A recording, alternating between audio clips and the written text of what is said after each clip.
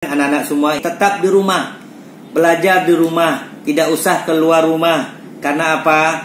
Karena pemerintah akan menerapkan PSBB.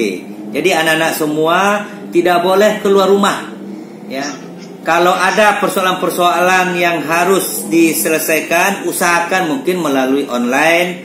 Jadi belajar dari rumah semuanya ya. Kalaupun ada kondisi-kondisi yang sangat darurat, itu baru boleh bisa keluar. Jaga kesehatan dan lebih diutamakan makan sayur dan buah, ya, buah yang berwarna kuning dan hijau. Ya, jadi artinya apa? Karena itu banyak vitamin C-nya. Saya mengimbau kita semua agar tetap sehat, ya, anak-anak semua belajar tetap dilaksanakan. Jadi jangan cari gampangnya gitu ya. Dibanding-banding lagi dengan anak SD, masa dibanding anak SD, anak SMP, kita anak SMA, ya. Harus punya kapan perlu, kalau udah selesai jawabannya, ya, kapan belum minta sama guru, Pak masih ada nggak? Saya udah selesai nih, ya, mau nggak begitu? Kalau ada yang begitu, berarti itu baru anak-anak bapak yang pintar-pintar, ya.